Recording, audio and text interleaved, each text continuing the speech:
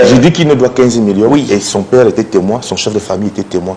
Et je suis surpris que son père et son chef de famille l'accompagnent dans ce genre d'initiative. Il ne doit 15 millions. Flash spécial, l'Afrique vient de vivre quelque chose qui va encore vous choquer. Alors si vous ne voulez manquer aucune information, cliquez sur s'abonner et suivez attentivement cette vidéo. Nous avions décidé que le FDC n'investira pas en militant du FDC.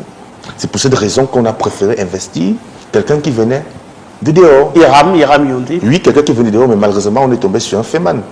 Malheureusement, qui ne doit 15 millions. Non, non, je ne préfère pas qu'on utilise ce genre de mots. Je dis qu'il ne doit 15 parce qu'il n'est pas là pour vous répondre, Denis Emilia.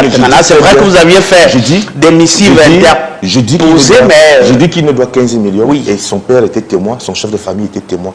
Et je suis surpris que son père et son chef de famille l'accompagnent dans ce genre d'initiative. Il ne doit 15 millions. Les 15 millions étaient dus à quoi? Mais, naturellement, nous, on a décidé que notre investiture devait nous aider à soutenir les élections municipales et législatives. Et l'accord que nous avons eu, c'était quoi? Les 15 millions que le MINAC devait verser pour les candidats revenaient au FDC. Mais malheureusement, il a désigné, et cet accord, on l'a eu devant son père, devant son chef de famille, qui ont marqué leur accord. Et lorsque j'ai eu des rumeurs qui disaient qu'il ne va pas nous remettre les 15 millions, j'ai pris la peine d'appeler son père et son chef de famille. On s'est rencontrés, ils m'ont rassuré que non, les 15 millions vous reviennent de droit, comme cela avait été décidé. Vous êtes en train de dire que vous avez vendu l'investiture à 15 millions? Non, pas du tout. Pas du tout. Nous avons accordé gracieusement parce que nous avions la possibilité d'avoir plus de 100 millions pour notre investiture. Mais le FDC a voulu investir un jeune. Parce que nous sommes en partie de la jeunesse et il aurait été inconséquent d'investir quelqu'un qui est très âgé parce qu'il a l'argent et dire que nous sommes en partie des jeunes. C'est pour ça que nous avons accepté d'investir gracieusement. Mais malheureusement, ça a été un accident de l'histoire, une erreur de casting. Et l'idée pour nous, c'était de vendre l'image du parti, ce n'était pas de chercher l'argent. Mais lorsqu'on fait un accord, un deal en politique, il faut le respecter. C'est le minimum. On n'a pas besoin des hommes politiques qui ne respectent pas la parole donnée. Ça tue l'engagement. Et nous, on a respecté le nôtre. Malheureusement, il n'a pas respecté son engagement. Et ce qui me désole, c'est que son père était là, son chef de famille était là. Et je ne sais vraiment pas comment il faut considérer ce genre de choses. Mais c'est une étape passée. Maintenant, nous, on est... Est-ce que c'est pas une colère qui découle du fait que Hiram ait rallié un candidat après? Mais est-ce qu'il a rallié un candidat? Il est resté, oui, mais il est resté... je ne pense pas qu'il avait rallié un candidat. Je veux dire, vous avez voulu qu'il rallie le parti au pouvoir? Je suis désolé. Je suis désolé. Je n'ai jamais... D'abord, moi qui vous parle. Vous aviez quand même lu son communiqué? Écoutez, je vous dis que c'est le communiqué avant l'élection présidentielle. Hiram, c'était un personnage anecdotique, un célèbre inconnu qui le connaissait. Nous, on avait l'investiture. Nous, on avait la marchandise. Alors, j'avais la possibilité, le régime nous a approchés pour ne pas investir les candidats et nous donner beaucoup de choses. Nous, on a dit non. On veut faire vendre l'image de notre parti. Et on a vu en Hiram un jeune qui pouvait faire vendre l'image du parti. Mais malheureusement, on est tombé sur un Feman. C'est un accident de l'histoire. Est-ce que sa célébrité... Il avait quoi? Est-ce que sa célébrité au cours de cette présidentielle vous choque un peu? Il avait quoi? Est-ce que moi j'ai besoin de ça? Moi je suis un élu. Est-ce que j'ai besoin de ça? Au contraire, je vais vous dire, le seul événement qui a été réussi lors de cette campagne, c'est la conférence de presse, la conférence de présentation que le FDC a organisée à ses frais au Djega Hotel. Est-ce que vous avez vu ce monsieur organiser un meeting de 100 personnes durant toute l'élection présidentielle? Vous avez vu 100 personnes dans son meeting? Mais on l'a vu se battre de tombe en tombe et tout et tout. Mais Denis Emilia à Tangana, vous étiez le directeur de campagne. Mais écoutez, est-ce qu'il a respecté l'organigramme? Je peux vous le sortir. Il a signé un organigramme qu'il n'a jamais respecté. Il nous a exclus de la campagne. Le pire, lorsque je dis qu'il est un Feman, il a été investi par... Non, je préfère que vous retirez le mot, vous avez eu des incompréhensions. Mais ne dites pas qu'il est Feman sur notre plateau, s'il vous plaît. Le FDC l'a investi. Il est allé lancer la levée de fonds avec un autre parti politique. C'est logique ça? Il a créé des comptes et tout ce qui va avec un autre parti politique. Alors que c'est le FDC qui l'a investi, c'est logique.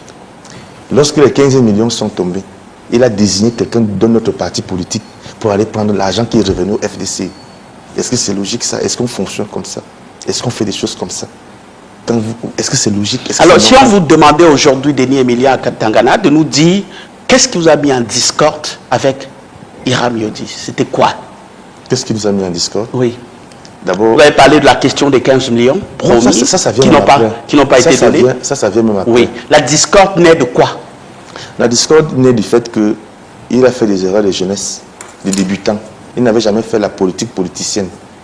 Alors nous, on a pris, et je vous assure que nous, on a beaucoup dépensé pour lui. Il y a même eu beaucoup de choses qu'on aurait bien pu faire pour lui. Il nous a exclus de la campagne. Du moins, quand il a déposé la candidature, il a commencé à exprimer l'ingratitude. Donc, comme il était déjà star dans les réseaux sociaux, il se filmait avec les filles par-ci, par-là, il a cru qu'il était déjà arrivé.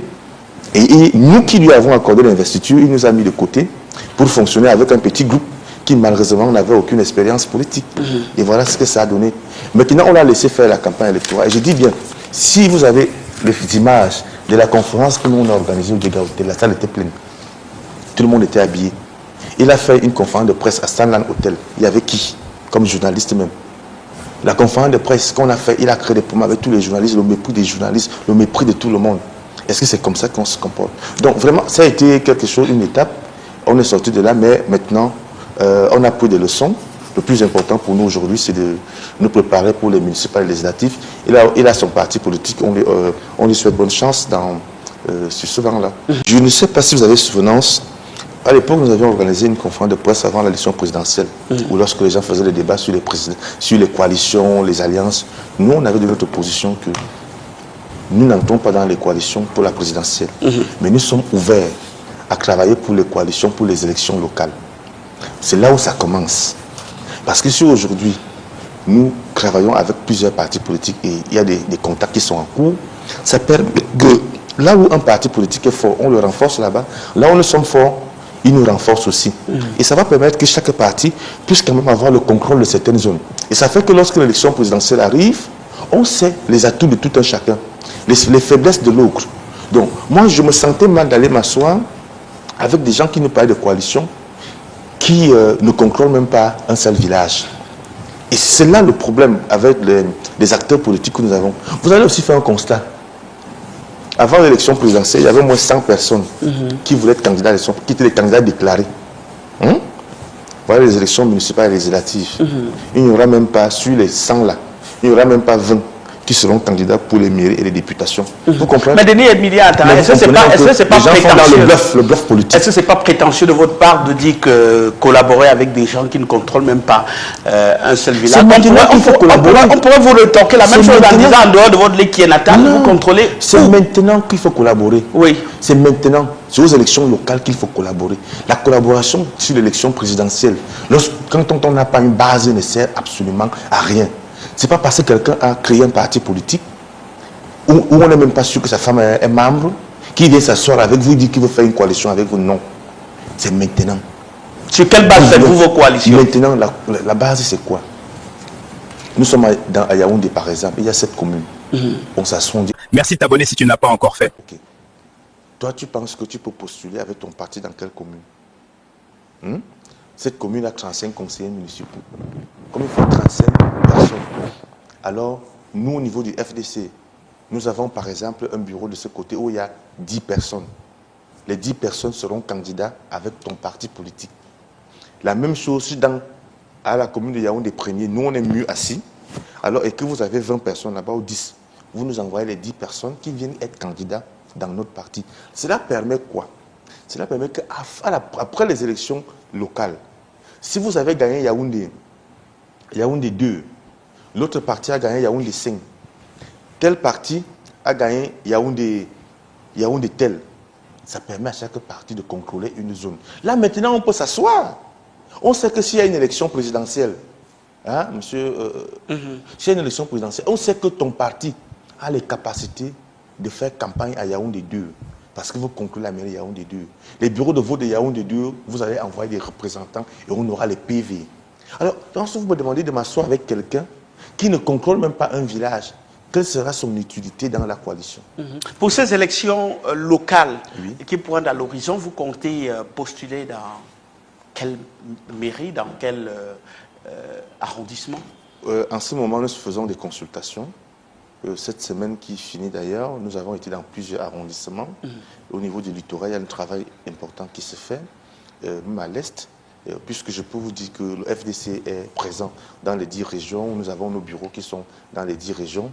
Et maintenant, vous savez que la participation aux élections est aussi liée à d'autres contraintes, les contraintes organisationnelles, les contraintes structurelles et les contraintes financières.